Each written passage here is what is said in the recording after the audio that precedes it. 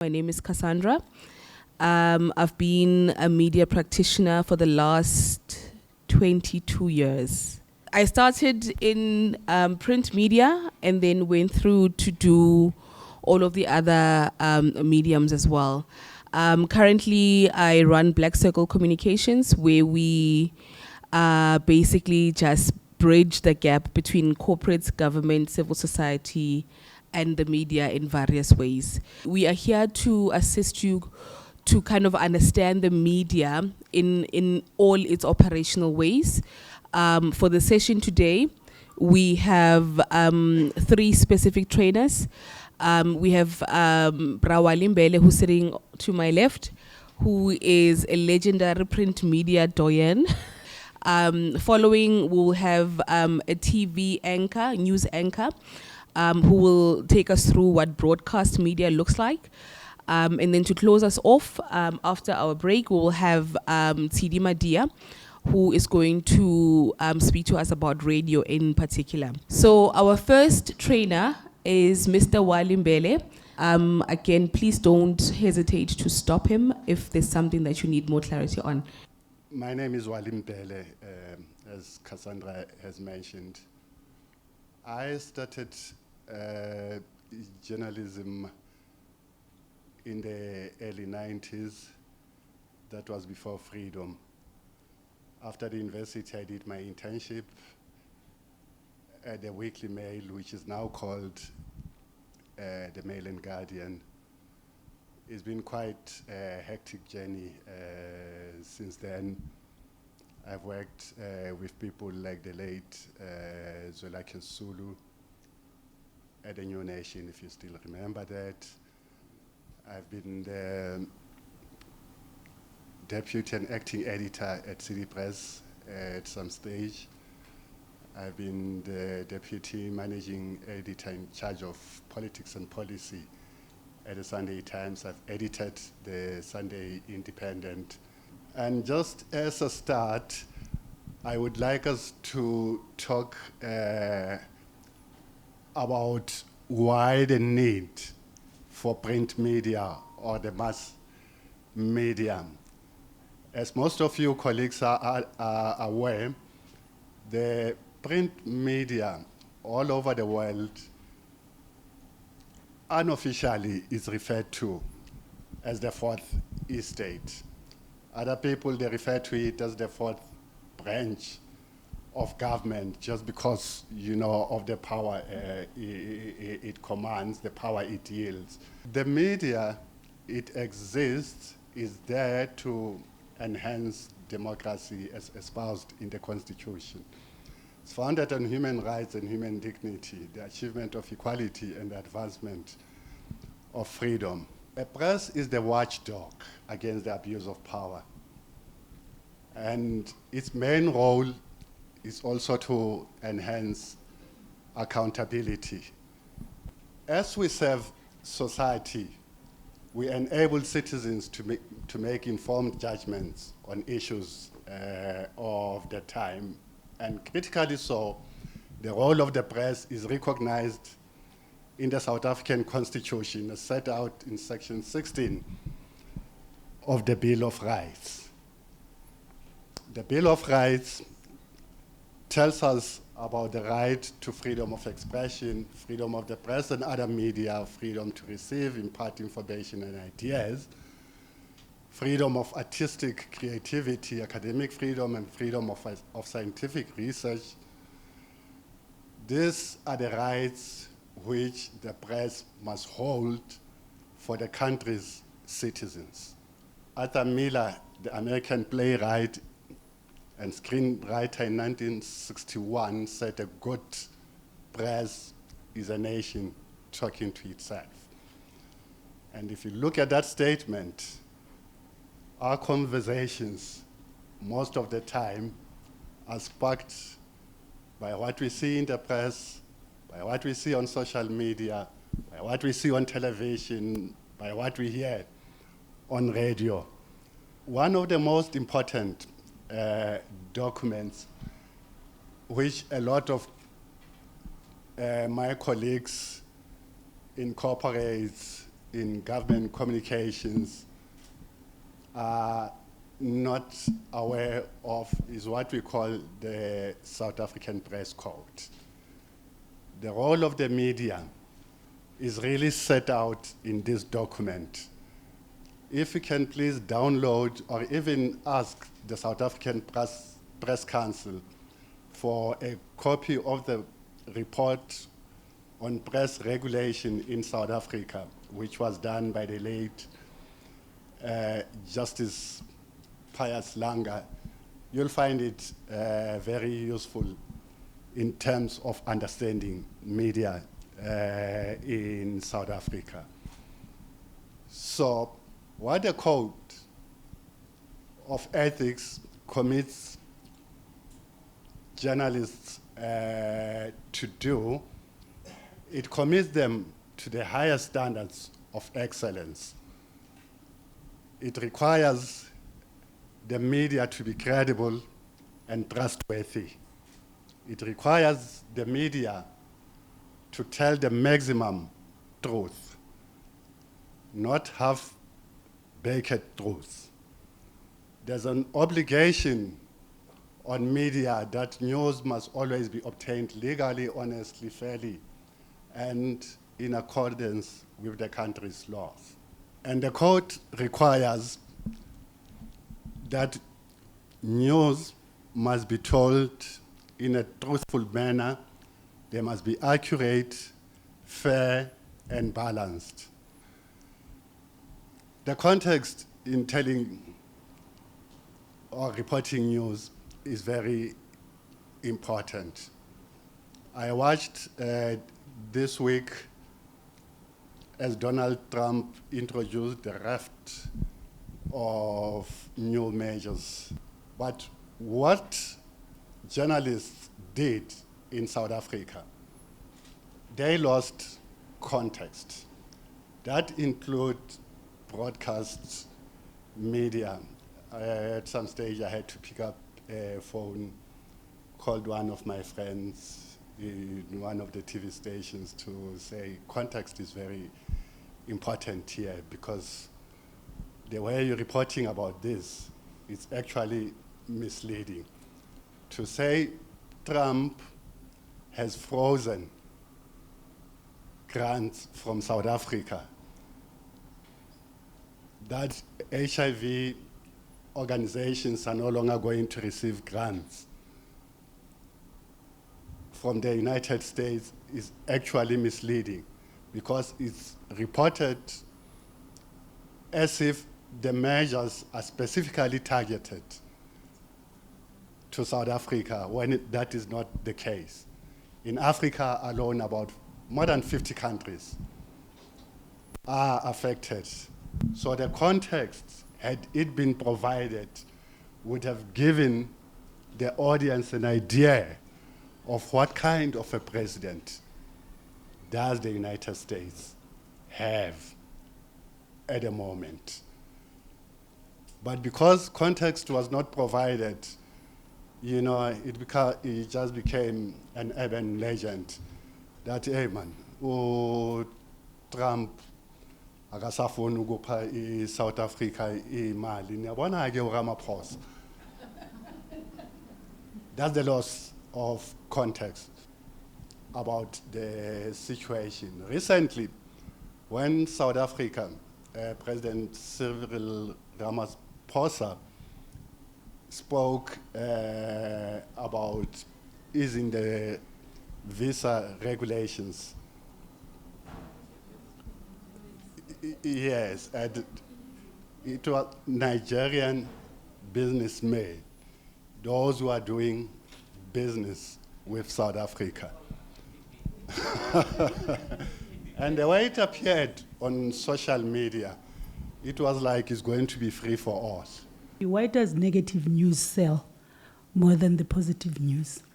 You know, it looks like journalists look for negative news more than the positive news. For instance, they could report negatively, and then there's an erratum or a correction. That becomes a piece. And the bad news was a page, a whole lot of a page, but the correction, they just put it Why are they not willing to put the correction in a big page to correct the story? It depends whether your demand for the apology or the correction was directly negotiated with the editor, the journalists, or whether it went to adjudication at the South African Press Council by the Press Ombudsman. It's an agreement between the parties at that forum of the Press Ombudsman to say, do you agree that this is how the apology is going to look like?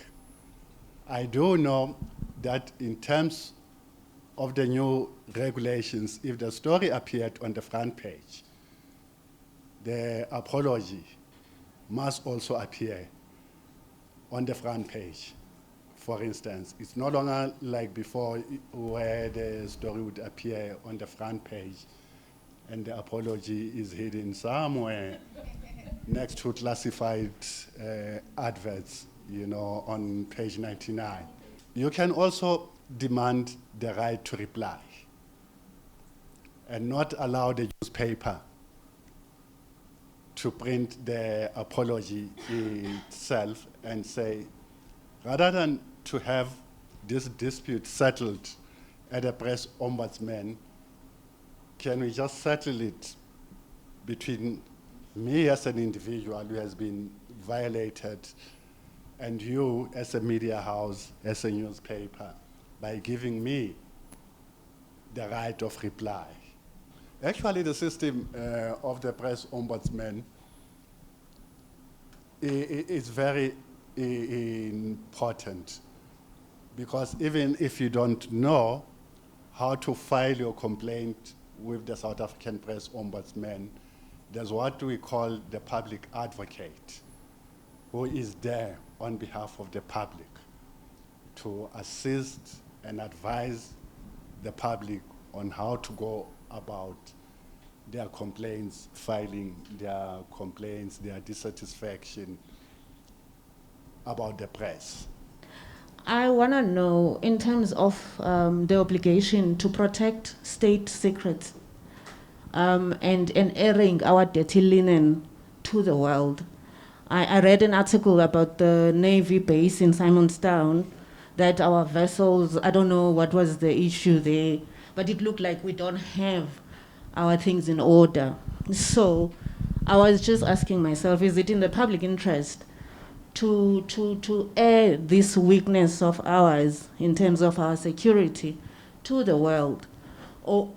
So I battle with that in terms of the obligation of the press around issues of patriotism. Thanks. The media and patriotism, there are certain things in terms of the law that the media can do and cannot do. And there's also classified information. There's no way in which the media can just publish classified information without consequences. And each and every editor, I think in the country, if that editor is well trained, they always aware, about issues of the classified information. And I saw that, and I saw in your bio that you were with the City Press. Do you want to let us in on this one? The 7 children story that ran, that... 10. What was, in whose interest was that story? Why were we lied to? 10 babies somewhere with 5 pillowcases and what? And an elaborate, complicit. You need to apologize to us. It was all lies. And actually the refusal to acknowledge that the story is not true and start creating all sorts of conspiracy theories around it was very unfortunate. It's a kind of a story. It was not in City Press, it was in Pretoria News. Yeah, the independent group of newspapers. I wish it was one of those stories, that should have been adjudicated by the press ombudsman, but it never did because the independent group is not regulated,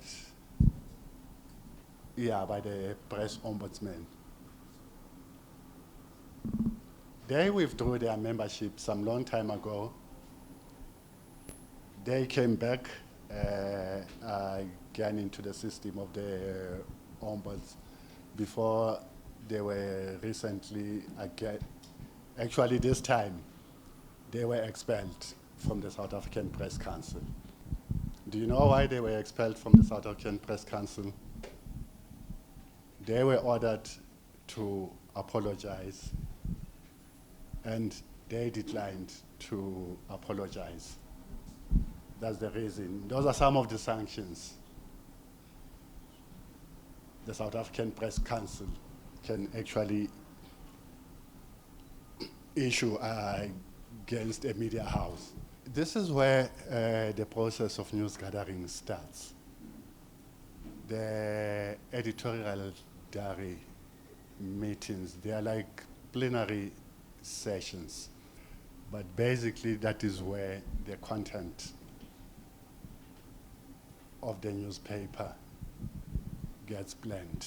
Somebody would have received a tip-off that Thabo Bester has escaped from prison. He'll present that story at the diary meeting, and it will be discussed, it will be interrogated.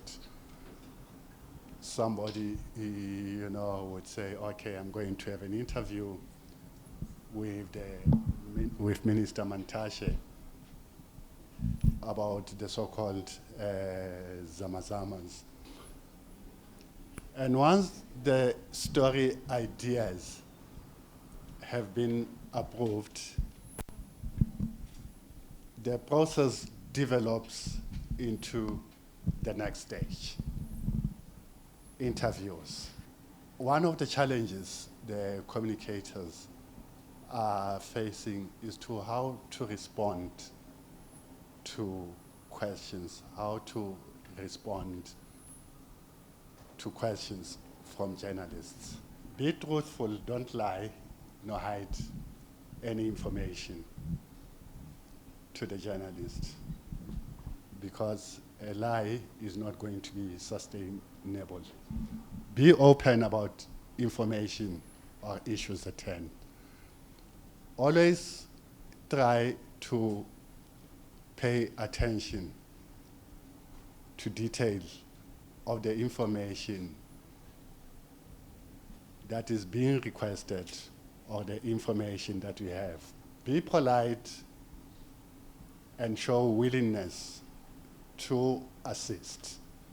Do not, however, accept to be bullied. Try to avoid confrontation and adversarial approach.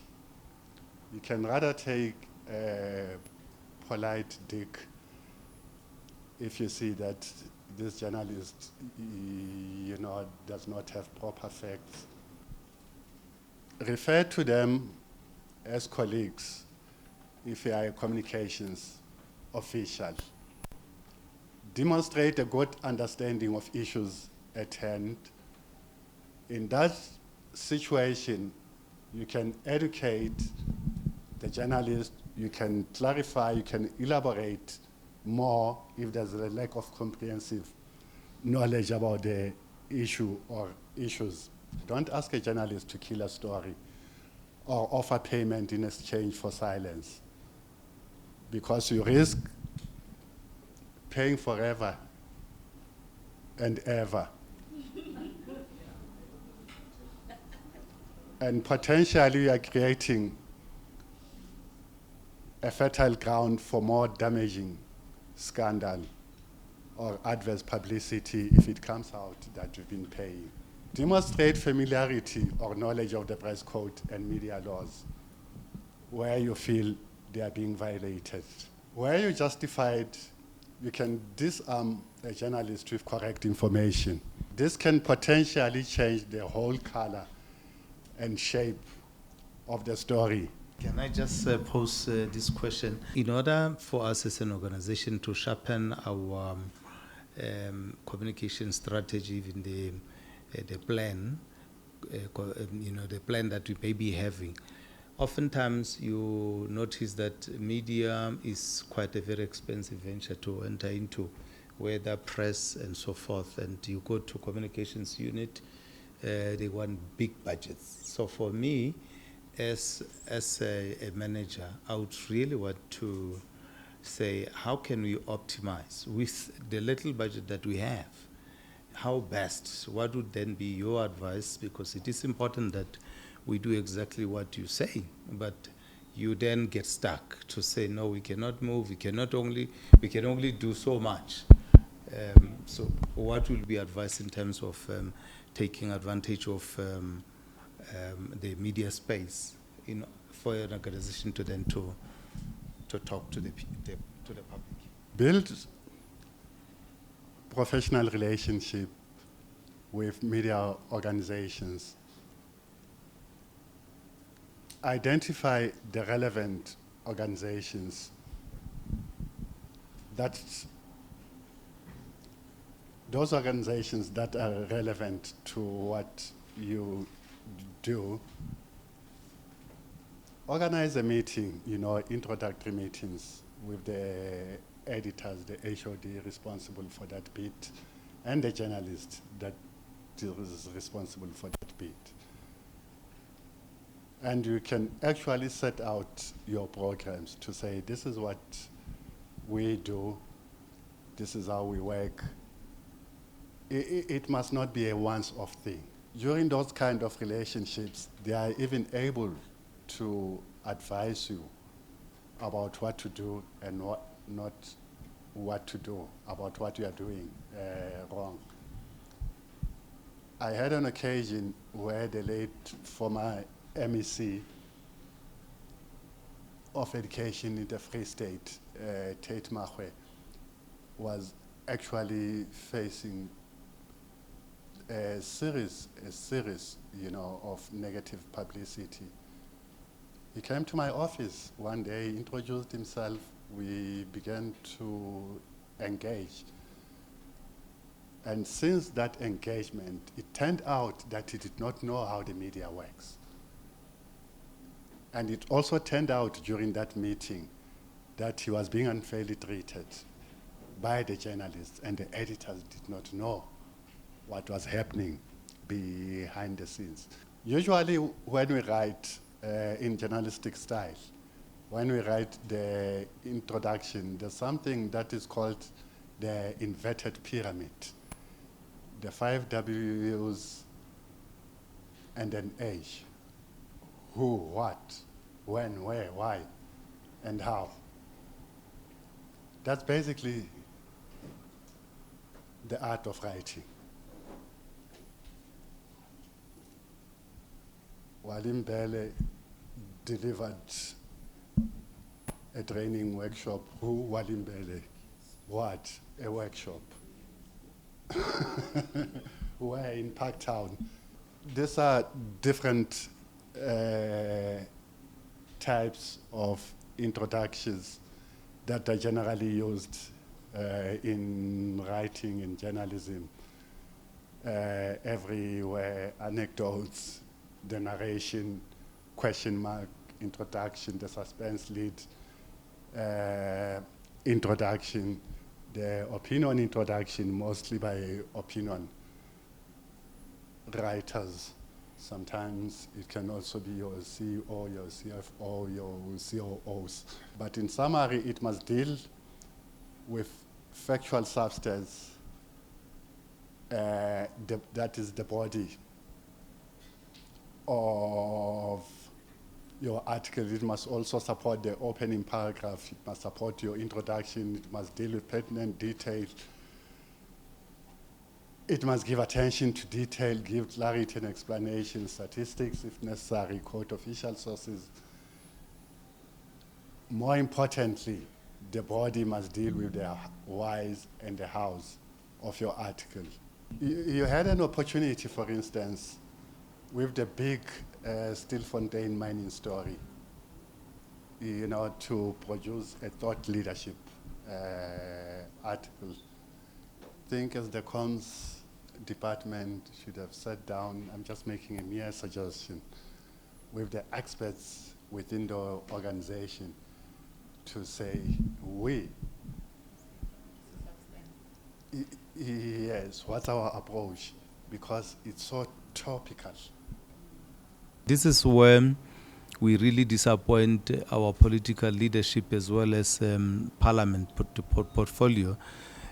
We are often told we are nowhere in the space. People do not even know what we're doing because we are very shy. That Tommy said we're very shy. But it is also a question of how initially the sitters were conceptualized in their establishment, in their focus, and so forth.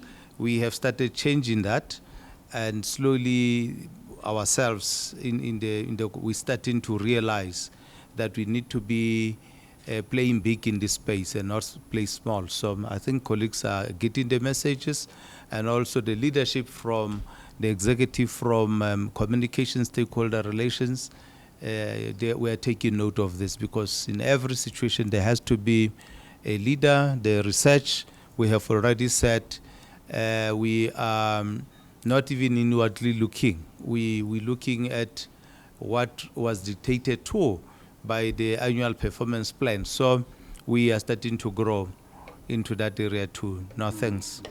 The fact that you cannot write a thought leadership on Stilfontein or on the Zamazamas in general,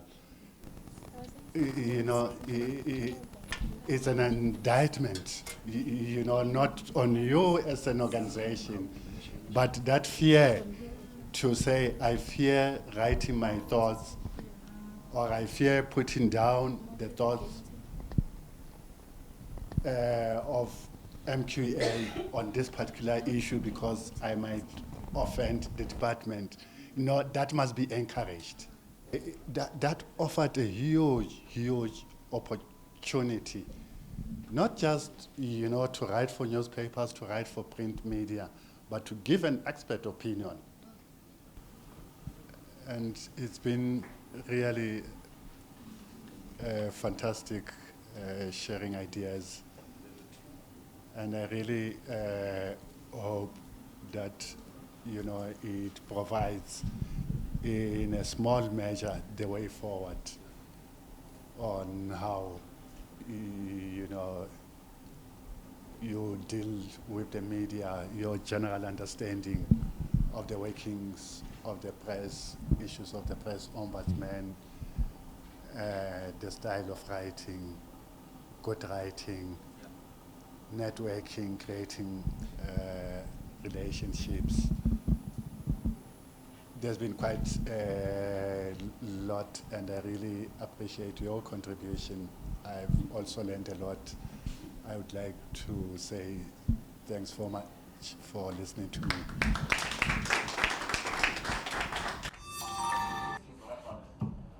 Good morning. So my name is Timbeki Pototo. Some of you may or may not know me from ENCA, Newsroom Africa. If you first came across my name, my voice, a decade ago, then you will know me from 702, where I used to read the news, including on overnight. That's where I started in 2014, right? Moved on to the sister station 947, where I'm still with the breakfast show. In between, I also used to present as a part-time thing on the midday report for Polani Gwala, the late Polani Gwala at the time. And around 2016, I then joined ENCA as a news anchor. Left ENCA in 2021 to go to Newsroom. And last year, December, my ex and I got back together, so I'm back again. We're doing it for the sake of the kids. Isn't that what we all do? So I've been asked to come and speak to you guys today about how to handle your interactions with media, but specifically in television, right? And I wanted to start by getting a sense in the room of your perceptions of the news media at the moment, specifically television. Basis, you check CNN, Al Jazeera, and so forth, and you come back to South Africa, you then realize that in terms of standard, we are there, and it's comforting. We are also very helpful to the regional, in terms of Africa, feeding the other countries within SADC as well as in Africa, to say, as South Africa, we are doing fairly well. That's what I can say. I see balance in reporting. Other countries, there's a bit of biasness, so you speak truth. South African editors will love you. Yeah. For that. More balanced than everyone else. Tell everyone on Twitter that we're balanced. Most people I hear talking about TV and news, they're always saying it's depressing.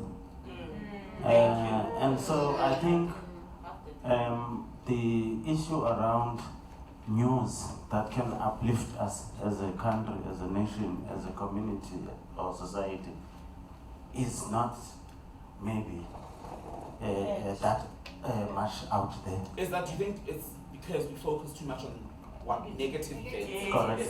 There's another hand over there.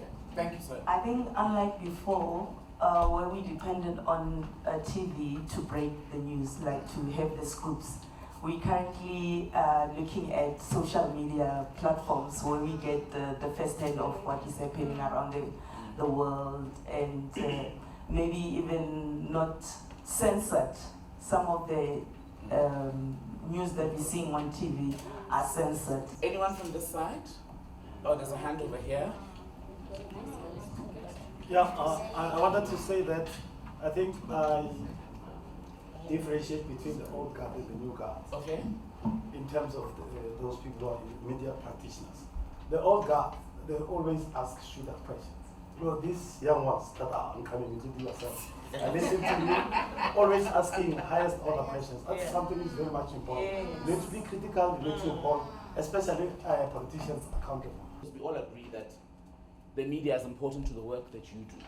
We've laid out a few points. So when you get a call from ENCA Newsroom, SABC News, for an interview, these are some of the things that are required of you from either the producer or the interviewer. The first is that you need to be absolutely knowledgeable on what you're going to discuss, be it because the organization is embarking on a certain journey and you need to get the message out, but you can't do that if you're not prepared. And the first mistake I find, and we'll get to the mistakes, is that people don't prepare. Ask for an outline of what we're coming to talk about, right? Because then you are able to go into your boardroom, your office, and decide what it is that you're going to do. Television is also timed quite strictly. So whatever is in a file, you need to condense into almost sound bites. On average, you won't have more than 10 minutes. Speaking above or at the audience is also a big problem, especially with industry-specific people. You get an economist on, or someone in mining, and they come and speak as though we all know about mining operations.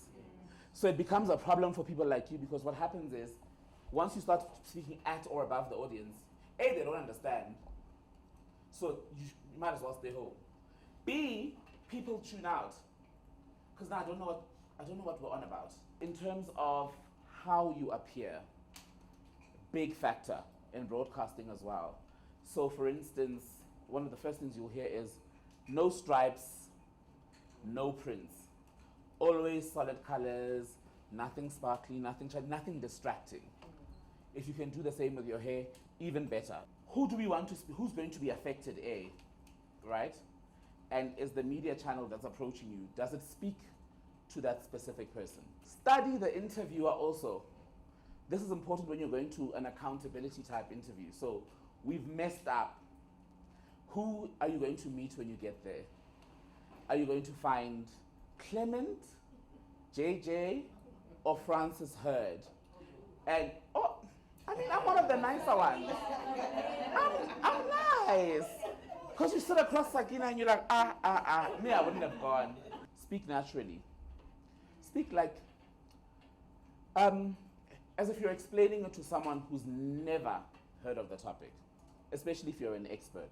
In hostile situations, there's also no harm in saying, when we don't know and we're in a crisis, for example, the organization is not ready to comment right now. We're putting together a response. And once that is ready, we will share it with you. Buy yourself some time, because sometimes you can do a lot more damage in that initial off-the-cuff response. This week with the DRC, look how that became a mess. So there was a cabinet, the president had issued a statement, right, separately. Cabinet Lekgotla happens, there are a bunch of ministers.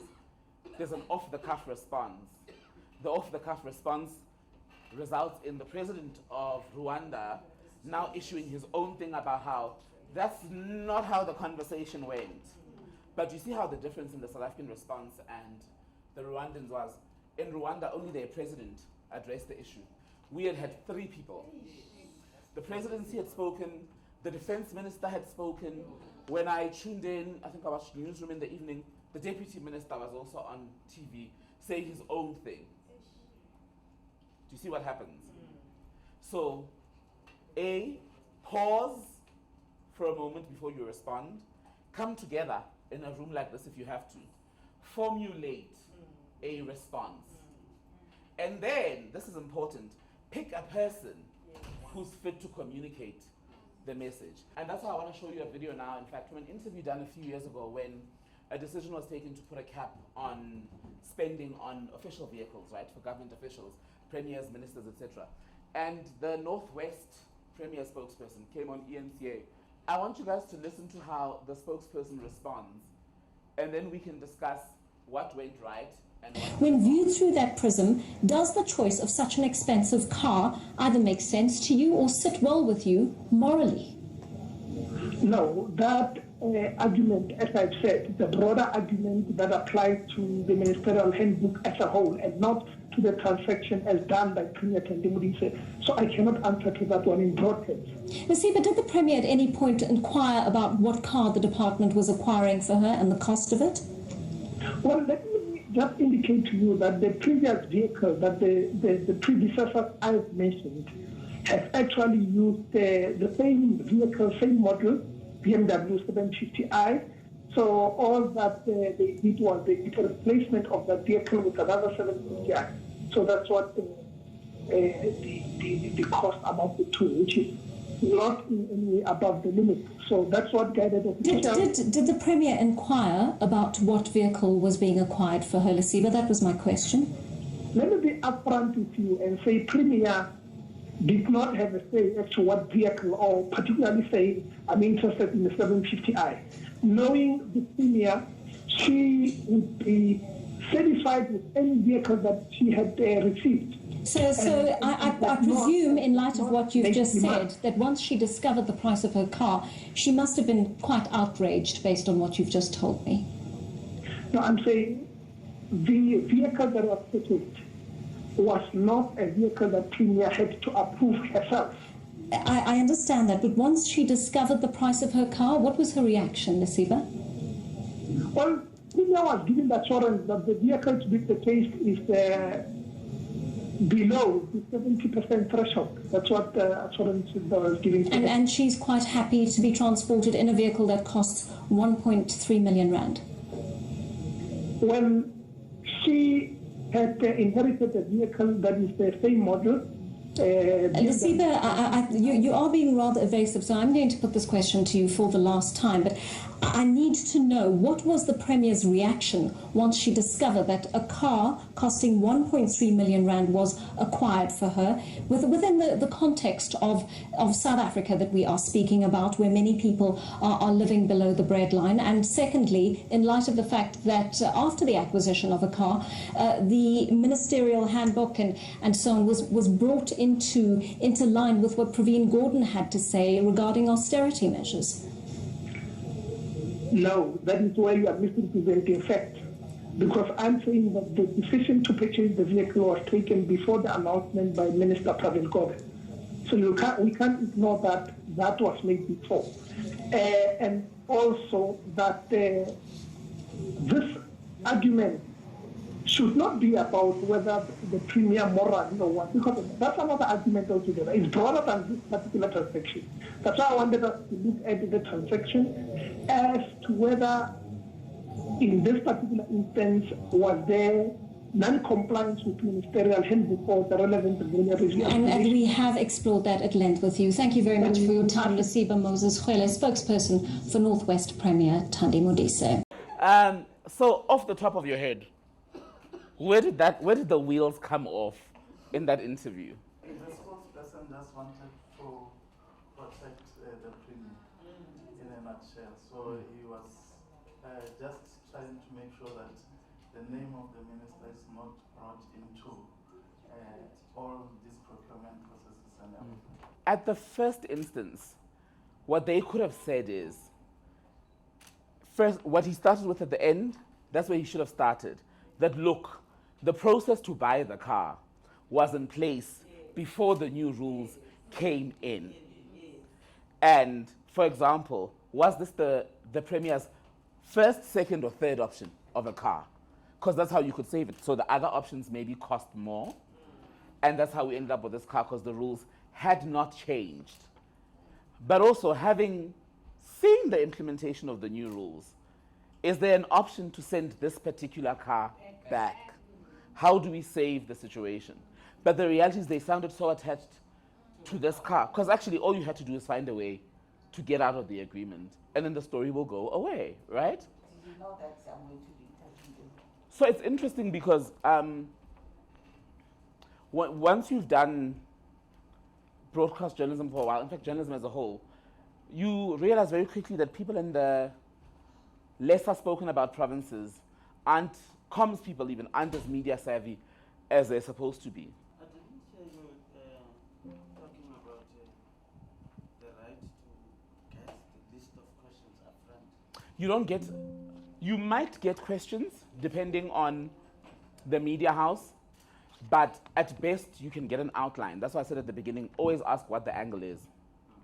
If someone says to you, please come in and talk about land expropriation, what about land expropriation? Do you want me to come in and discuss? Because it's a thick piece of legislation.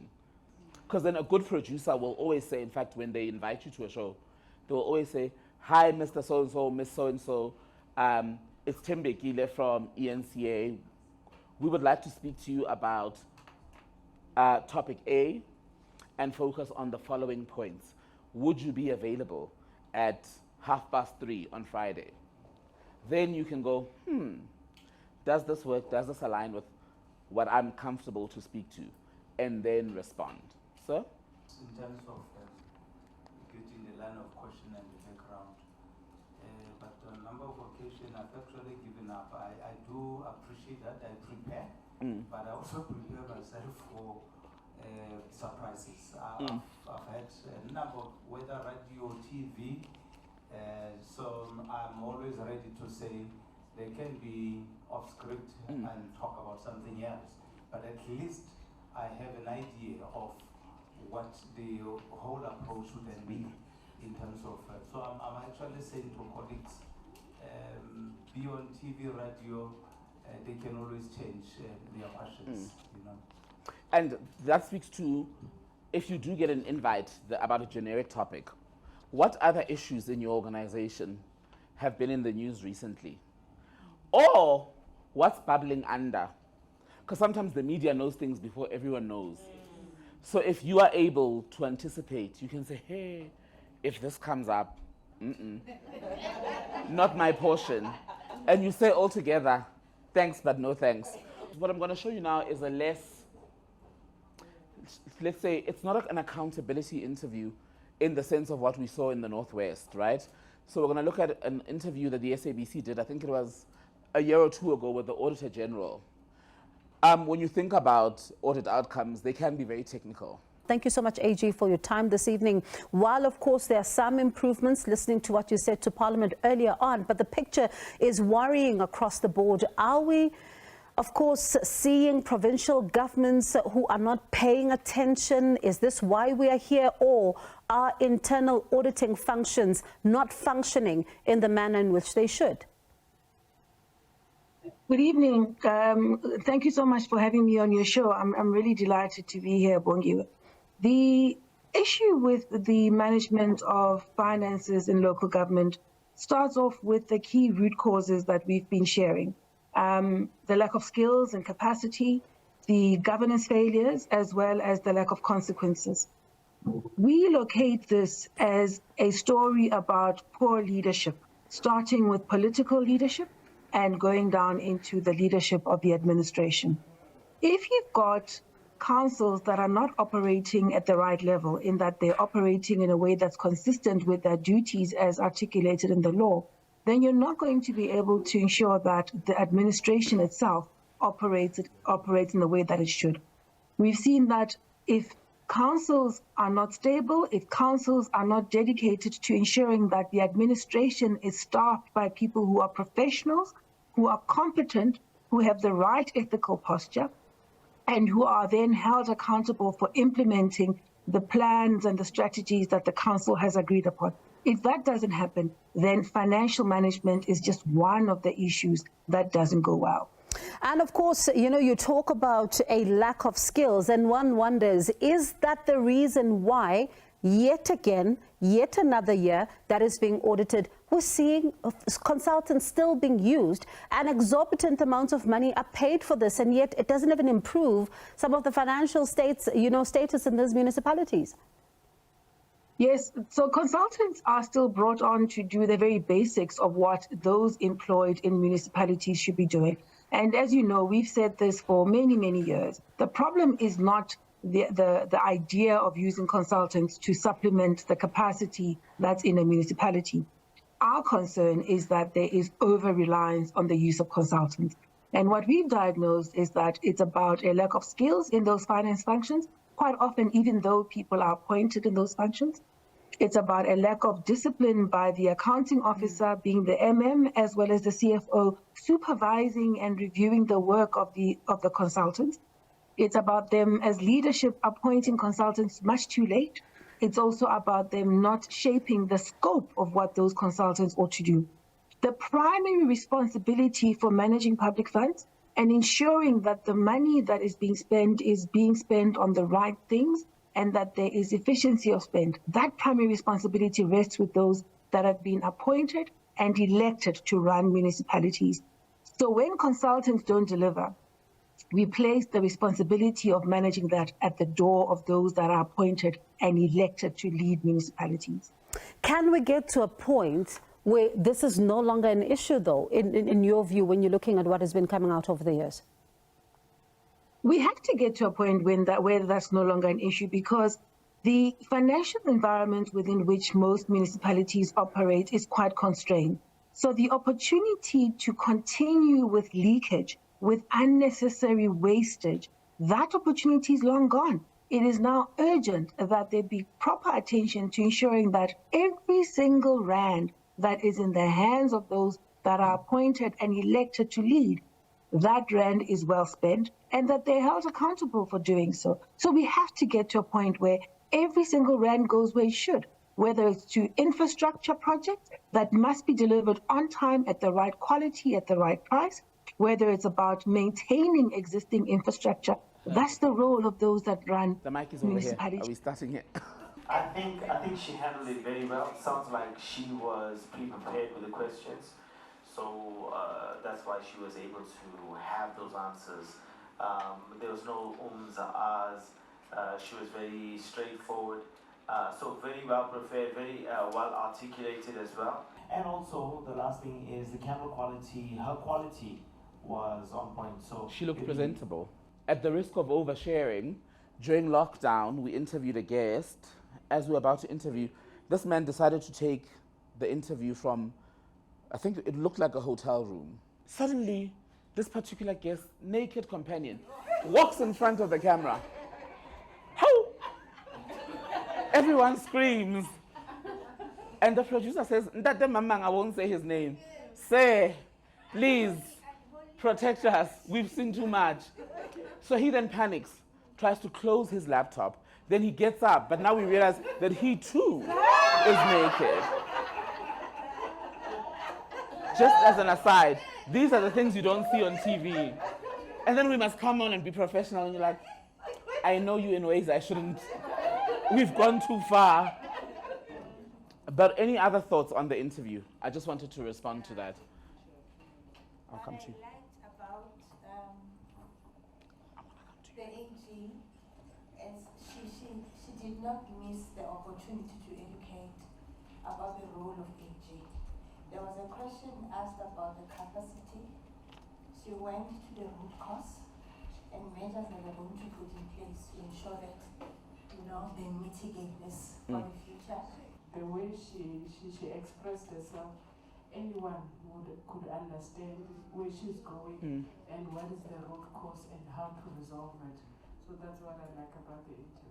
She stuck to the question being asked, almost always, and even if she added, it was never too long.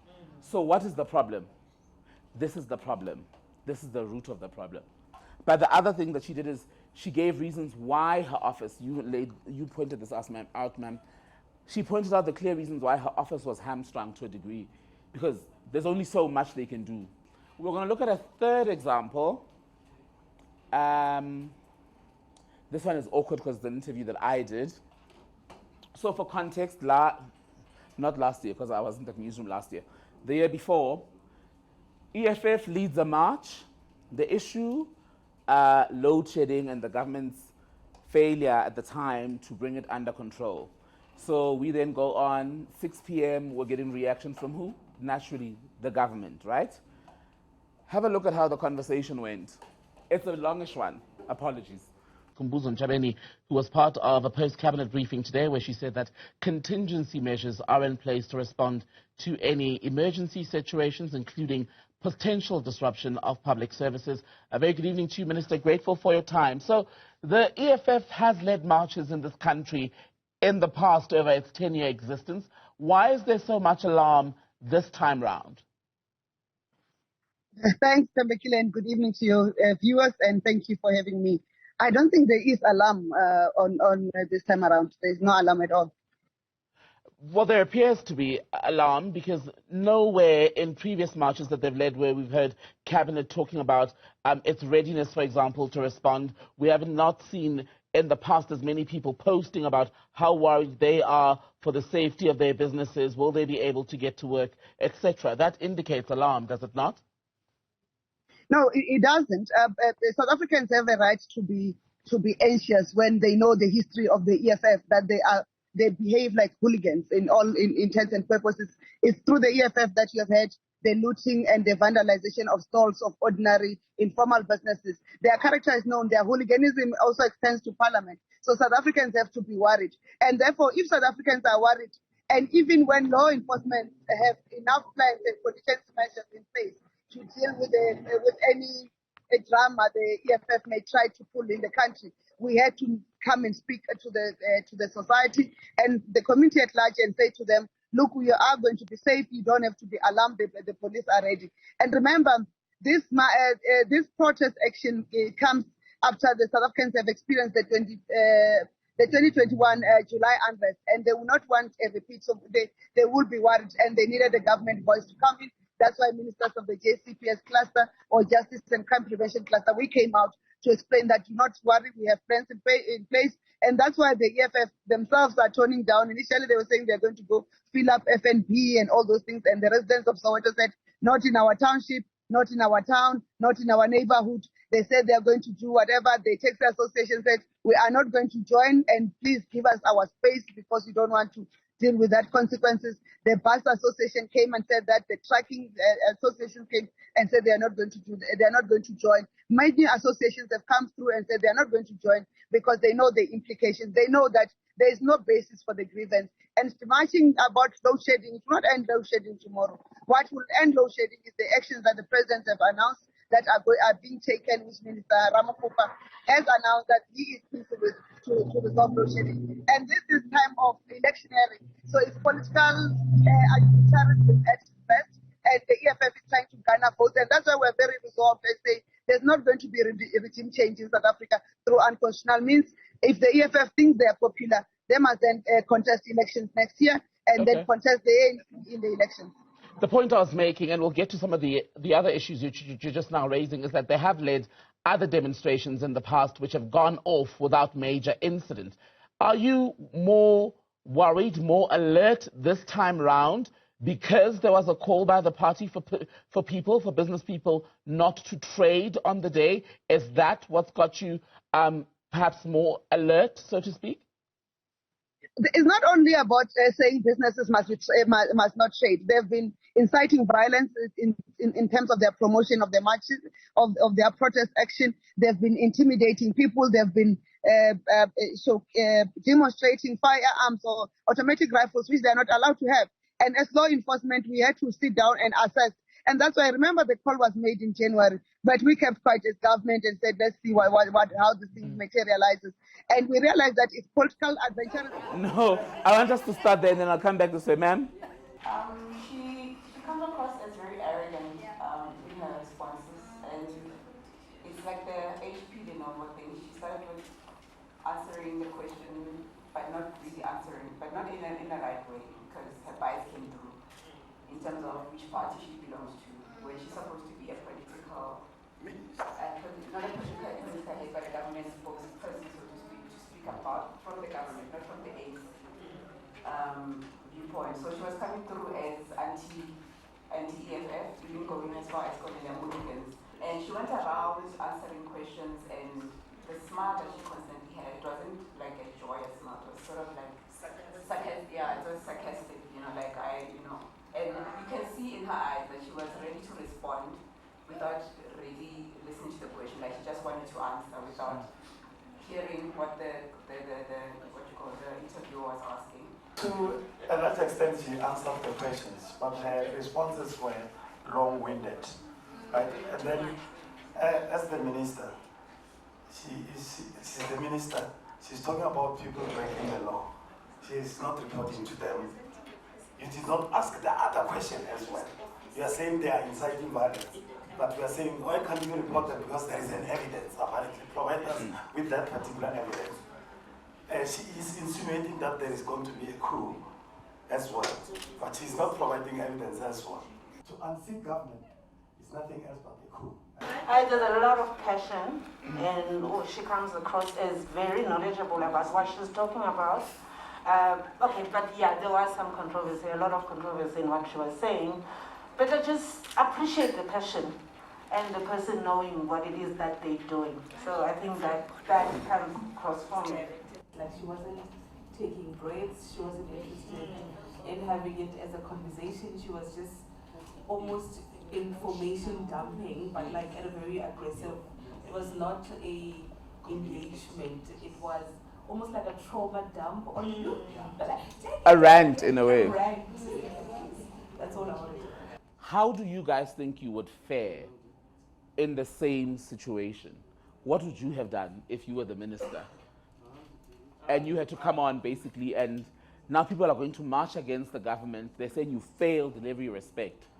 And now you're on TV and you have to, address that, but also make sure at the end that government looks good. Because ultimately that's the job of the minister in the presidency. I would just try to be cool, calm, and collective. Stick to the points. The things that I can't answer, I would ask for an opportunity to investigate and come back to her if there's an opportunity. Yeah, that's basically what I would do. Obviously, I wouldn't have it in that setting. I would be in a much more, a much better room. So let's say, for example, if you say to the interviewer, look, I'm not sure about that, we'll get back to you. And then the response is, well, we can't allow you to get back to us because ultimately load shedding has gone on for 14 years. So you should have the answers on the spot. Now what?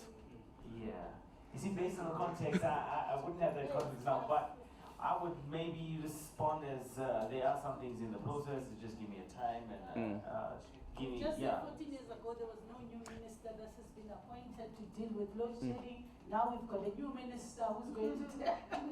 But see, there was a minister, and the problem is, with the previous minister, you took us through unbundling. It was going to be broken up into 3. You appointed a CEO who everyone said, even where he came from, had underperformed.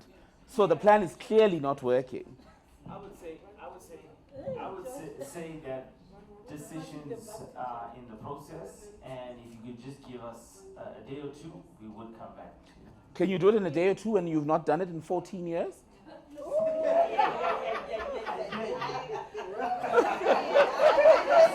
Because that would have been my response in the exchange. Do you see? And I was doing that just to demonstrate how things can go so in so many different directions. So the example I'll give you, in cases like that, what helps you is to come with stats. So we're talking about load shedding, right? If you're saying it's getting better, how many days have we had this year of load shedding compared to last year? Okay, we are unbundling 3 things, transmission, generation, and whatever, and distribution. How are they working?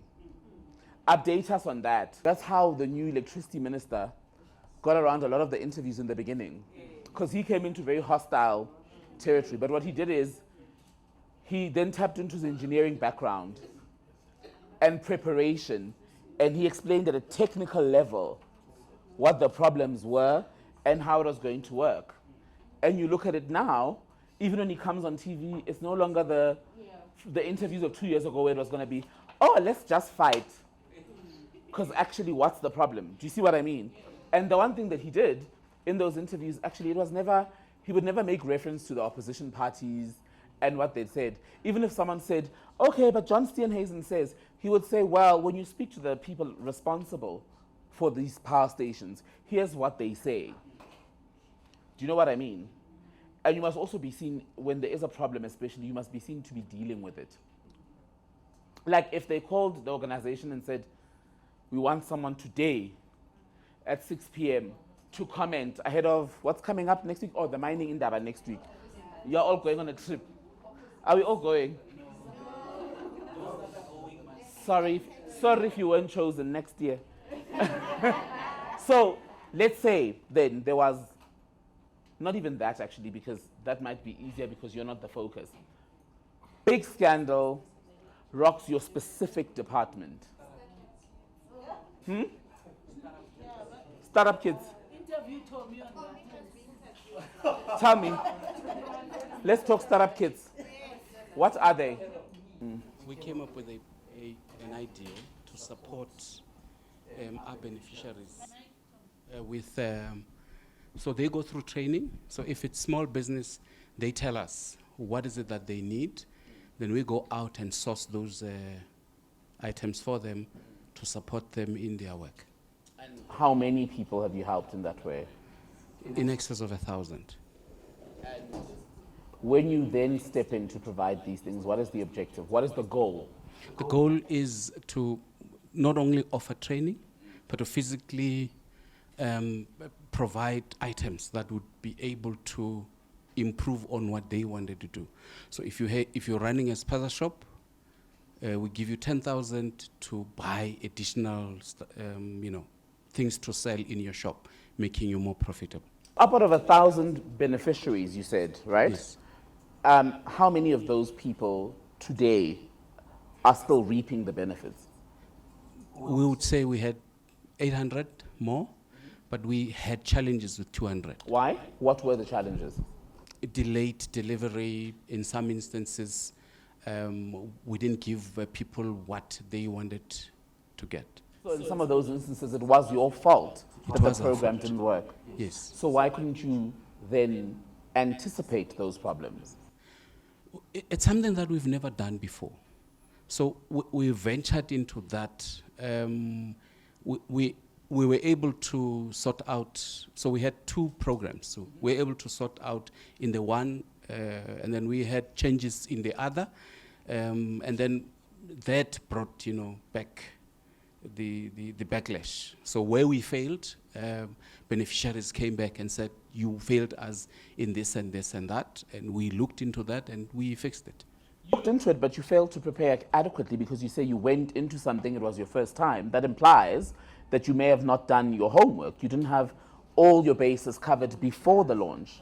Yeah, that naturally happens when you've got two people running the similar project with different approaches. That does happen in some instances. We've had changes in the way this was managed. We've had changes, people moving in, and then those organizational changes led to that.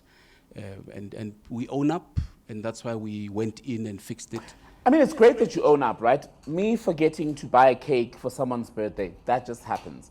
Taking money that is meant to ultimately have a real benefit, and then we sit here today, and in almost 200 of those instances, those efforts have come to naught. That doesn't just happen. So why is that acceptable?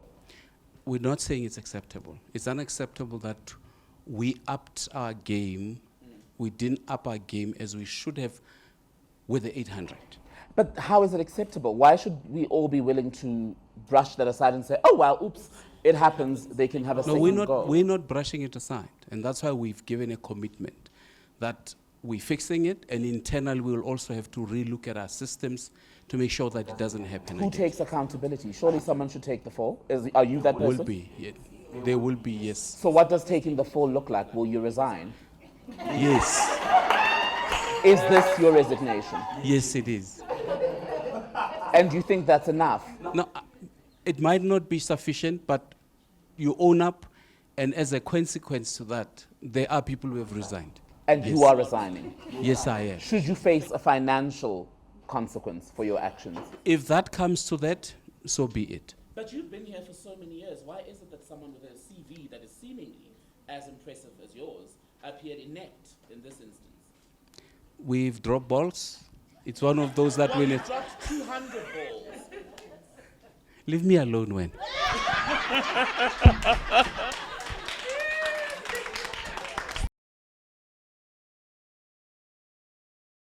He thought he'd neutralized me.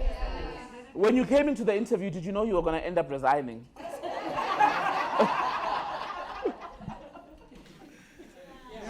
In certain instances, I think he did very well. He was well composed. And then he tried to be very precise. Although he did so many acceptance of the mistakes, exposing poor planning in the process, and we were able to expose that as well. And then when poor planning was exposed, he was quick to say, I'm going to resign as well, on the spot. Because also, look, and that's a fair point. When you go on air, what you sometimes commit to, not sometimes, make sure that what you commit to is something that's in line with where the organization is. Because people will come on air, I mean, you resigned, but someone will come on air and say, the placements for grade 1 and 8 are a mess. What are you guys going to do? And the spokesperson says, off the cuff, it'll be resolved by Monday. Yeah. But everyone back at the office is like, there are 300,000 children. It can't be done by Monday. Again, preparation, making sure you know the limits of what you can commit the organization and yourself to. You give a realistic thing, say, look, we acknowledge the genuine frustration. We know the process could have run better, right? This is where we went wrong. However, in the next 30 days, here's what we've resolved to do. I hope this was helpful. Thank you very much. And I hope to see some of you soon for the friendly exchanges and the not so friendly ones. Thank you so much for having me today. Thank you very much. As proper MCs would say, she needs no introduction, especially to this target audience who would be interested in politics, because you are in the public sector. So TD will take us through the radio component of our training. TD, take it away. Hello everybody, and this thing is a little bit weird, sorry. Hello everyone, my name is TD, as Cassandra said, thank you so much. I am the head of politics at Eyewitness News, which caters for 947, which is Authoritymedia, Talk Radio 702, Talk Radio 702, K-Talk, and KFM. EWN itself has a website. I have a podcast, a politics podcast that I present for them. I stand in for Mandy Wiener. I stand in for Clement Manyatela. So that's like my day-to-day job. And I think depending on who you ask, I'm also like your favorite politician's least favorite journalist. Depends on the day. I like to interact. I like questions as I go along. I like being challenged. I need a team of young people who every day fight me, which is fine. I can take it. So please let that also be that. I'll share my insights, but I'm also very much open to learning and understanding because we're here to bridge a gap, I think, right? I'll run through what I've put together as a little info pack to try and help you guys understand how I understand our environment, how we understand your environment, and how you can find yourself, at least on the radio, a lot more often than you have, where we can get mining more presence beyond the Stilfonteins. Right? The art form that is radio in and of itself. I said they're South Africa's most loved medium, and that's the truth. When you look at the stats, radio continues to be the most popular medium in the country. They said the podcasts are launching and they will kill radio. No, they haven't. 702 still clocks 7 million listeners. We do really well in terms of reach as far as radio is concerned. When you look at your Ukhozi, Ukhozi is the largest station on this continent.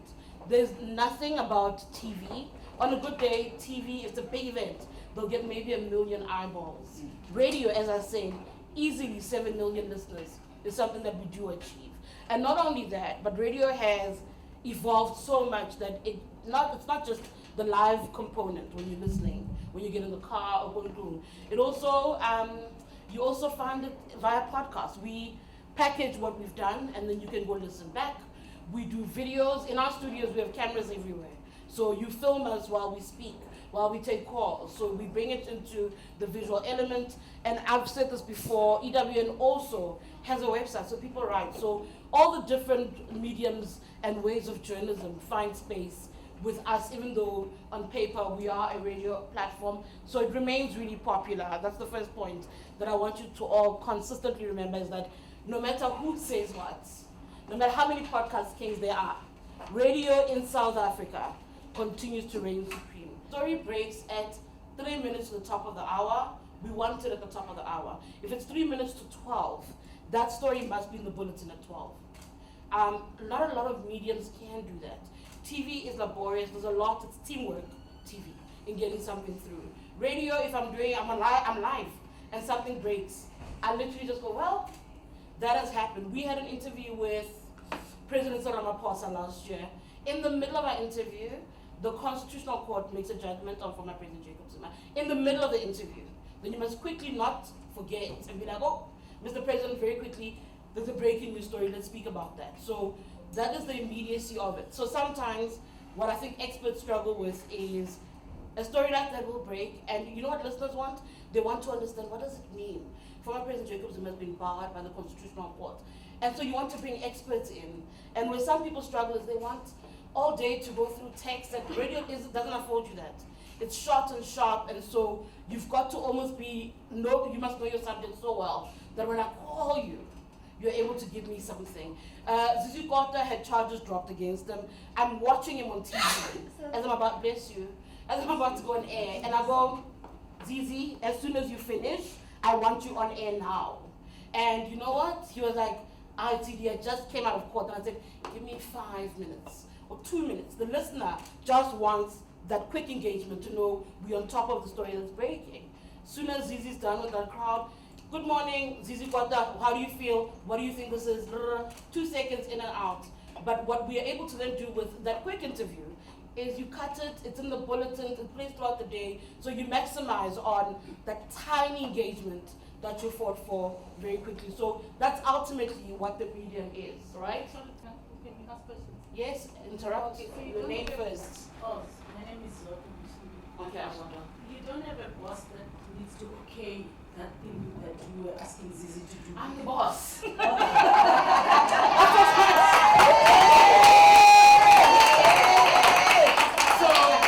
I'm the head of politics at WN. So the decisions about what will go on or not go on, or who vetoes it, politically speaking, a lot of it lies in my hands. But also for the presenters, once the microphone is on, it's you. You're the boss. You call the shots. Please note that if you make a mistake, you have to answer for it later. Mining is so far removed from us. Because when you look at mining, you've got these two massive worlds. You've got the Anglo so-and-sos, the platinum, the ownership of mining industry. So we see them, and then you've got a Stilfontein example, illegal miners, and the people who are on the ground who are suffering. These two worlds represent very much what the South African story is when you think about inequality, right? And so what you often find is the way mining manifests on our platforms, it's the mining in Daba, it is the issues around performance, but those things go to a show like the Mining Show by Stephen. It's a niche market. It is not one where you find ordinary South Africans tapped into. It is very distant. I say they're highbrow because it feels like it's removed from us. And when people in mining speak, when you give them a platform, they also speak in a way that's very academic, and you're like, but you're just talking to Joe Bokone. You don't want to speak to them like that. So there's a need, and I'll talk about, there's a need in understanding the audience. People think 702 blacks, but actually 702 blacks are, in my environment, are the Uber drivers, sometimes the taxi drivers. When I go to the mall, the people who are 702 listeners are the car guards. So if you speak in a way that is completely above them, who's going to relate to your industry? And I think that's a big thing that happens with mining in our country. I went to Marikana when Marikana happened, and what Nkaning looked like versus what is happening at London. Again, the South African story of inequality, two very different worlds living alongside one another. So the historic baggage of ill treatment, of, again, seeing a few white people at the trough and black communities being left behind is something that's part and parcel of that story. And even though work is being done to reverse that, I don't know if it's been communicated as well as it should. One of the reasons why stories like Stilfontein are important, because it reminds us of that old narrative. And it becomes that narrative like, oh, how much transformation has actually happened? No, it hasn't happened. How much do they care about the community? So all of that happens. It goes back to safety practices. All those things become part and parcel of the narrative. So the baggage around what had gone wrong in building the mining industry in our country, the mining sector, continues to haunt mining. Part and parcel of what I will talk about is how you build relations to find a place to put your issue. So sometimes you go to Lebohile, who has a cooking feature, and you find your way onto the platform to speak about your issues via that. You've got to also be creative, but again, I'll speak a little bit about that. So yes, there is a distance. And also in part because of where the mines are versus where we are. There is a physical distance, and then there's obviously a distance regards to how you talk to us and how you talk about your own topic as well. The issue of a political figurehead I like because there he is. That's part of the problem in mining. I like Gwede Mantashe, but he's problematic because he is a vocal figurehead. He's not afraid of media. One of my favorite things about Gwede, even when he was SG of the ANC Secretary General, was that he didn't need to beat around the bush. He sees an article he doesn't like, he calls you now, gives you an interview now. You deal with it now. And because of that, what happens is a lot of other components in mining will not speak. They will fall back because you have a political figurehead who is not media shy. So you leave everything to the minister, like, the minister will deal with it. And that is a problem because the minister will only deal with so many other aspects of what you do, but not everything. Gwede is unable to go to every platform and speak about the good that is happening in your sector, to speak about the training that happens, about the role of MQA in mining, in trying to get more people into the fore. Those kind of issues will not find expression through the minister. He will deal with particular policy issues, he will deal with the politics, he will deal with the backlash, but the issue that you actually need to communicate to citizens, that's not going to find an outlet. So I think that sometimes falling back because you have a larger-than-life minister is part of what's gone wrong. You're part and parcel of the pathway of getting people to be artisanal and small miners. We have a crisis of illegal mining. Guys, November, December, January, we're speaking about Stilfontein. You know what was missing? Where were the expert voices from MQA to say, actually, we facilitate an environment that allows for this, that there are South Africans there, and whether there are South Africans there who are trained by MQA and what has gone wrong is not part of the conversation. Why? Where are you? There was an opportunity there for 3 months, guys, where MQA should have found a voice to say, hey, there are South Africans, we train South Africans. We train people in becoming artisanal or small miners, and we think that this is where the gap is and what's happening. That's exactly where I would have wanted MQA to be loudly saying, we have solutions on the table. Why did you not call us? Did you not know about us? No. No. No, I just wanted I'm to glad you asked that. honestly. No, we have honest conversations. I don't know you. Okay. I don't know MQA. I said to you, mining is not my wheelhouse. I cover politics. So the people who cover mining, why don't they know you? I have a journalist who's economic. I said to her, I'm going to MQA. She said, oh. But I was like, why hasn't anyone posted MQA in the diary meetings as an avenue? But you know what I then did? I did a Google search. And the stories around MQA, you guys know the stories around MQA. I don't need to tell you what stories have made it to the media. I'm like, they're not taking advantage of what opportunities are there as far as communication is concerned. Again, one of the reasons why we are here, Cassandra, thank you, is to bridge that gap, is to figure out... Cassandra, thank you. Yes! You must thank you. They need to take care of this. One of the reasons that you need to do is to bridge the gap. There are academics and experts in local governments. When they hear one tiny local government story in Joburg, we get flooded by people who work with them and telling us, hey, I've got somebody who's willing to weigh in on this, I've got that. Sometimes, if they won't give you that line, nothing stops you from calling a radio station. Sometimes lines are open 24/7. You go, hey, I'd like to comment on mining. And they go, I'm from MQA. We do this. We are worried that there's 30 plus South Africans. We think that maybe some belong in our books, maybe they don't, but we have this, so nothing stops you from promoting yourselves. I can obviously speak about the 702 background because that's where I am now, but I also worked at News 24, nothing stops you. Radio is time sensitive. And I said as somebody who never manages the clock well. The most important thing for me when I'm on air is to manage the clock. They say to me all the time, news must be exactly at 10, exactly at 10:30. Do not miss traffic, do not miss advertising because that's our money, the sports are important. And I often had the technical producer say to me, TD, you must be done by 10:57. And then I'm in an interview and I'm looking and going, oh, and he's always, but advertising, we must pay our bills and we must go to news. 3 minutes, you must make everything happen. And I'm like, oh, but so time is precious on radio. Time is really precious This week we've had the GNU battles between the DA and the ANC. You've had DRC happening. You've had, what was that name? Woo, Donald Trump. All those things are competing to be the #1 story in the bulletin. There'll be about 5 stories that make it into a bulletin. So you're competing for that space to be the top story in the bulletin, right? To even feature in the bulletin. Then on top of that, you compete to be in a prime bulletin. The big bulletins on 702 during Bongani Bing was show that 7 o'clock slot, that 8 o'clock slot, where most people are in their cars on their way to work, so that's prime time. 3, 4, 5, when people are also driving back home. Those are prime bulletins, and so you're competing for that space. But you also compete. On midday reports, you want to be the first story that they open with. Mandy's first story of the day, that's the story of the day.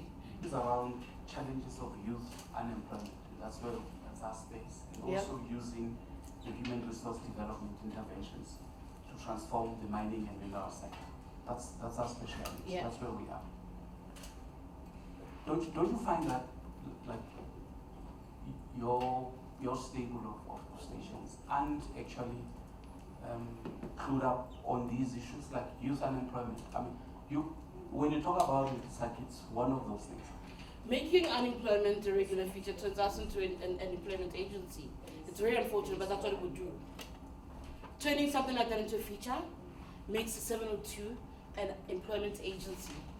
And unfortunately, that's not our service. Our service, though, is community building, right? Which is why there are moments where they will offer that. And what I've noticed, because sometimes I do claims show, I do know that when people call in with a problem, there's always a call, a WhatsApp with a solution.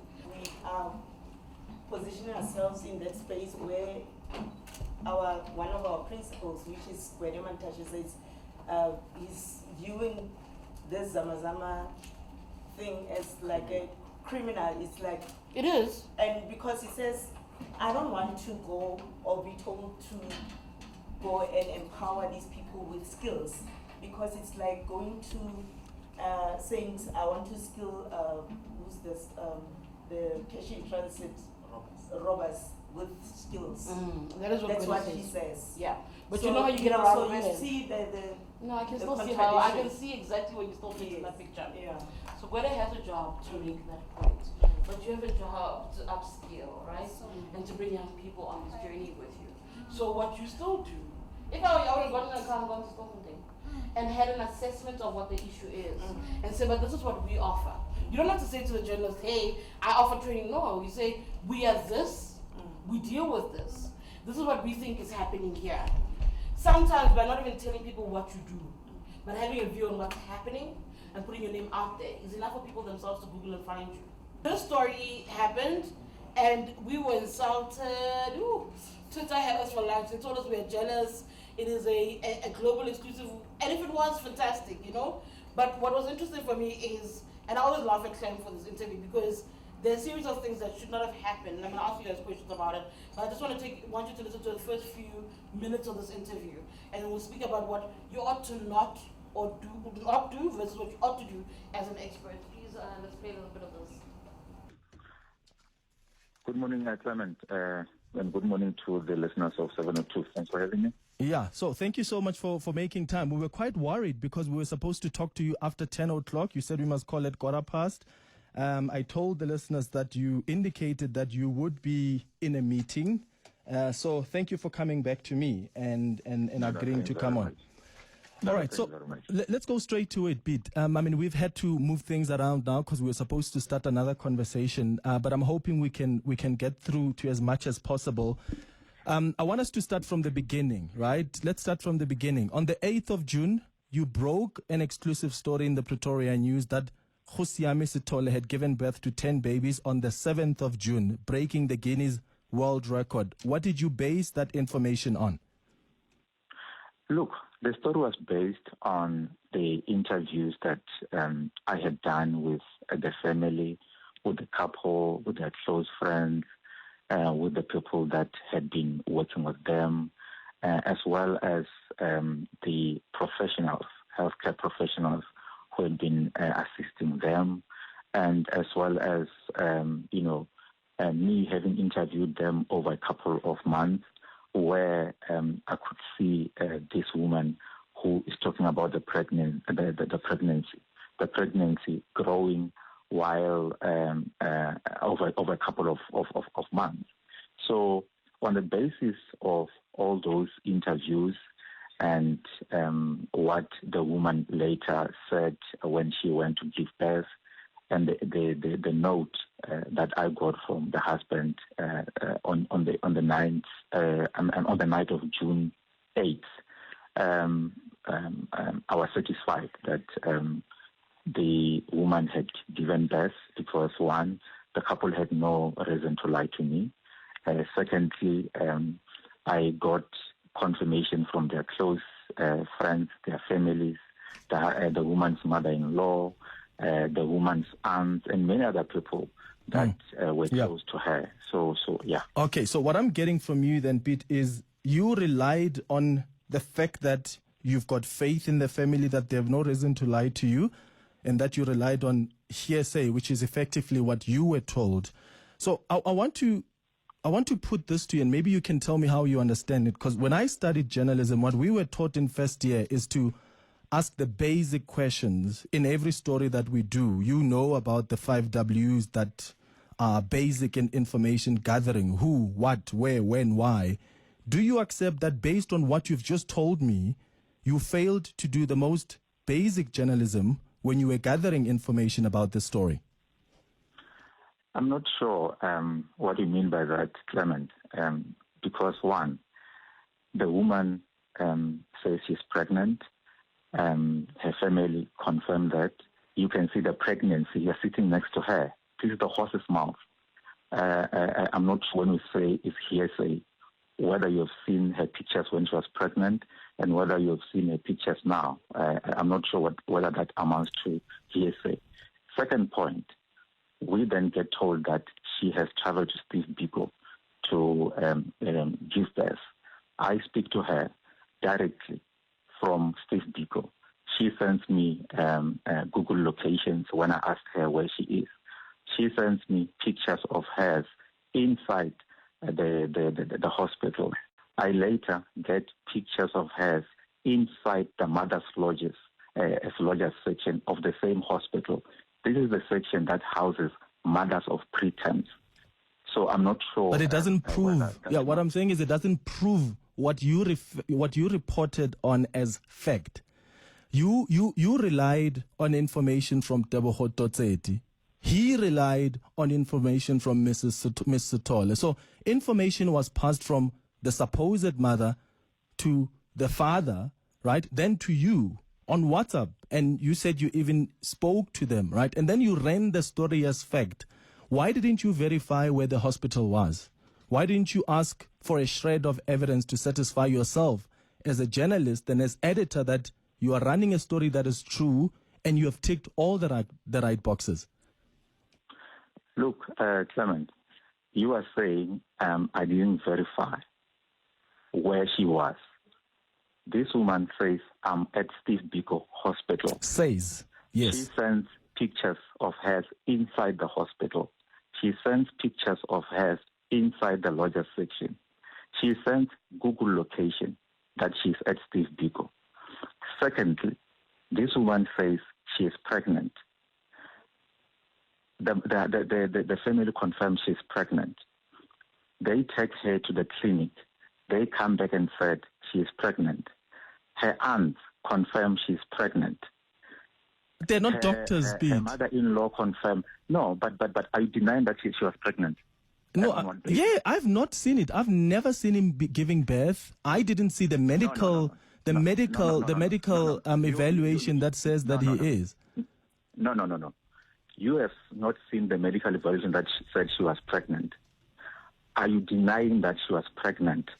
And then if so, what do you think was inside her abdomen and what condition? I don't know, Pete, but I think if you ask the right questions, but if you ask the basic questions, Pete, on can I see the medical evaluation? Who is the doctor that you went to and they evaluated you? If you ask those basic questions, you wouldn't be asking me that question right now because we would know that, in fact, here's the evidence that this woman was pregnant in the first place.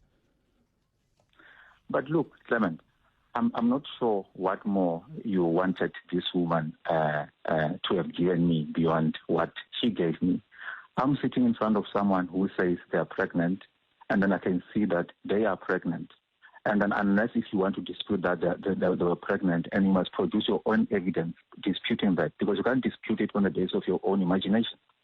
Yeah, but you also can't believe it on the basis of someone having a big tummy. Laura could walk in here with a ball in her dress, and Laura could say to me, I'm pregnant. Am I going to believe that and go run the story about it as fact and say that breaks the Guinness record? That's not journalism. So I'll ask you guys, what do you pick up that should not be done by somebody who's been called in for an interview?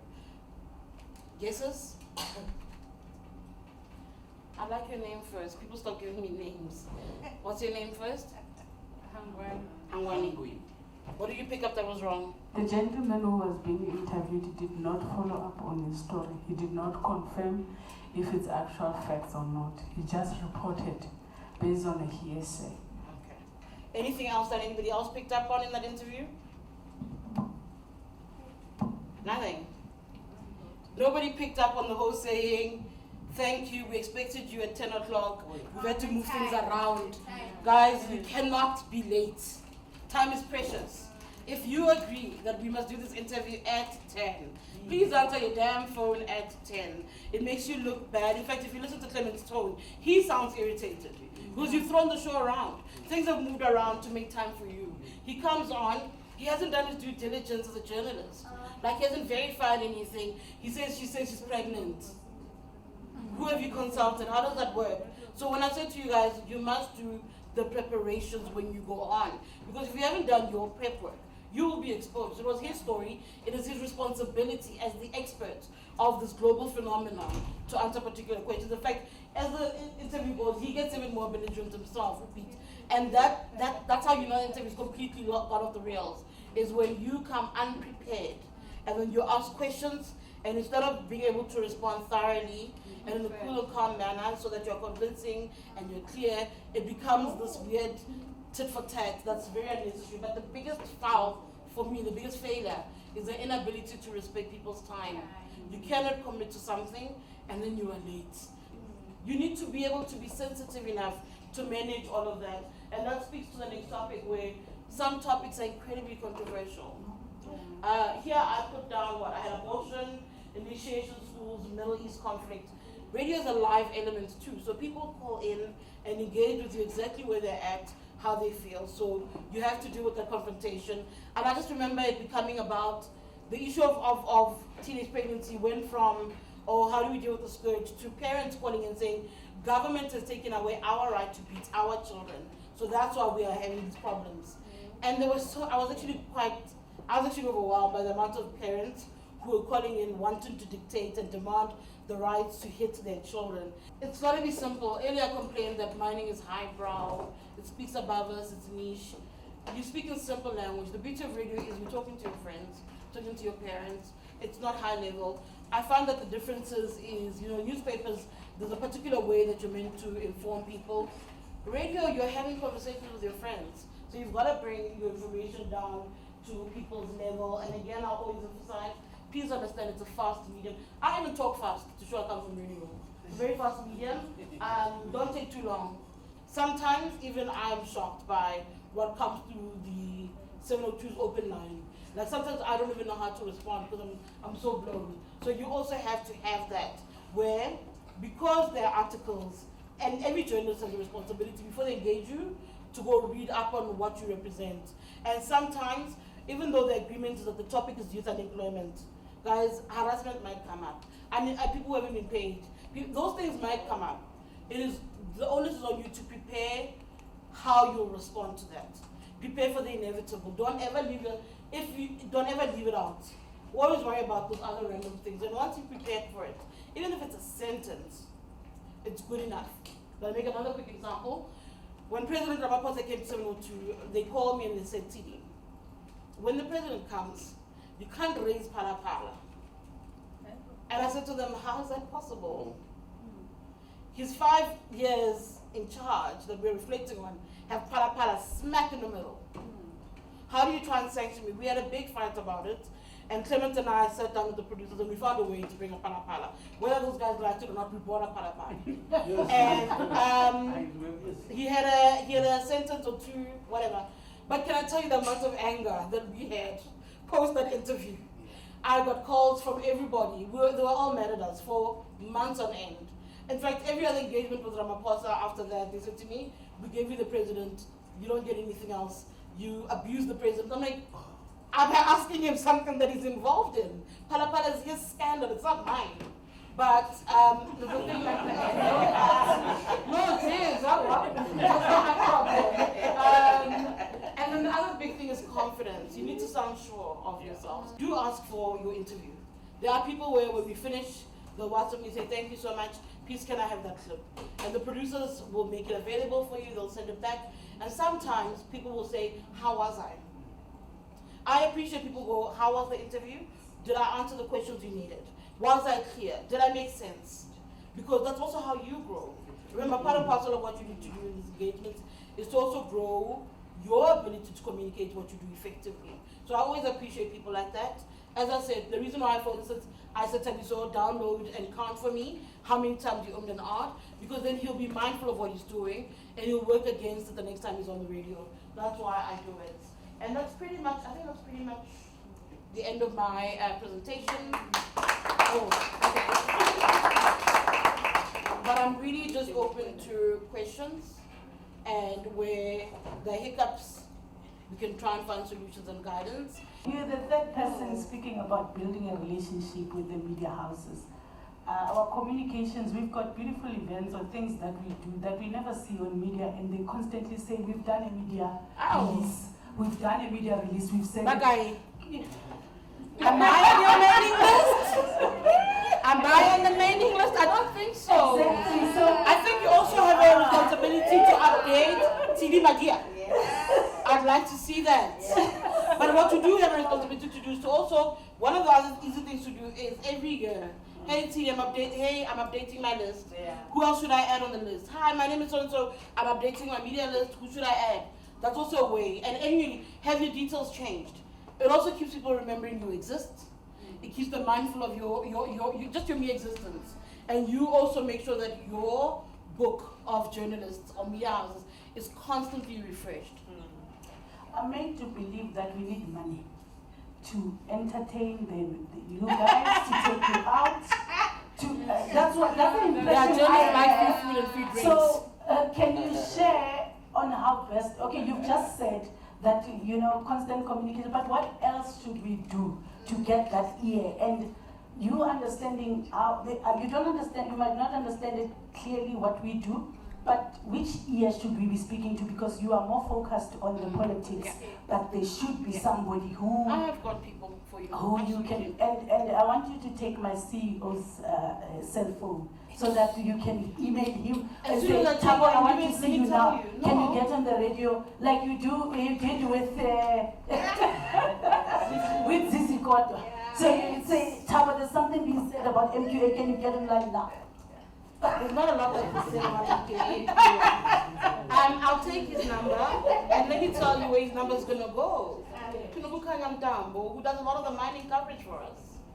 Nokanya is the person, when I was coming, I said, oh, Nokanya MQA. She's the one who knows who you guys are. She knows what you do. That's her realm. And she's in the list. She's the one who's stuck at Stilfontein. That's her job.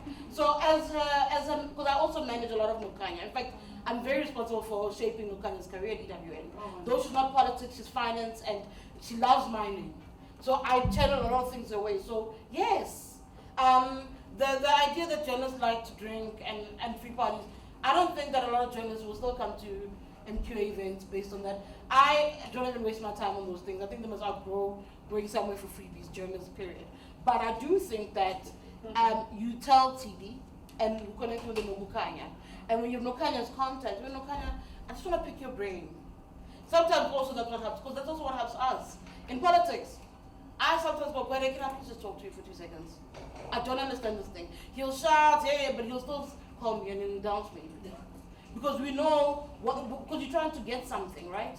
You're trying to get yourself publicity, you're trying to grow your brand, you're trying to connect with an audience, so you go, Nokanya, do you have 5 minutes to spare? I just want to figure out, we have this program, I don't know where to go. We've got this wonderful work that we're doing. Nothing stops one of you comes from saying, hey, Sinazo's Clemens producer, I hear these people talking about schools. We actually have done so much around schooling as well. Why don't you have a dialogue for 30 minutes on work being done in mining around education, by mining companies around education? She might not buy that idea then, because it might not fit, but she'll definitely find a way for an hour for you to be there. You might be one of 2 or 3 panelists, but you'll find a footprint.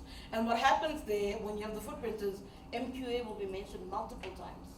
And listeners said to go, oh, where's that person from? Please can I get those details? And what do? We go, hey, it's MQA. Kanti Pai is an economist with, I think he's with PwC at the moment. And I wanted him to come do analysis for us. Sometimes we pay for big events, for analysts to be exclusively ours for big events. And I said, Kanti, how much would you cost me for this? And he said, no, we don't bill. Your job is to say PwC multiple times. So you say PwC is granting. I'm with PwC granting. And they know that even though it doesn't speak to the work that they do, their name is getting the reach that they need. So you've got to consistently think of creative ways, because what you do is you put your name out there, and the topics that you're discussing is what helps people become curious. People will come after you themselves. Okay? Yeah. Anything else? Take the blame. Okay. When are you resigning? Thank you guys so much. Thank you guys so much.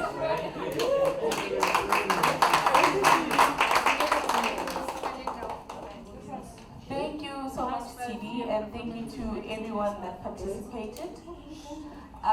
We have come to the end of our session. It's Friday. I'm sure people are ready to unwind.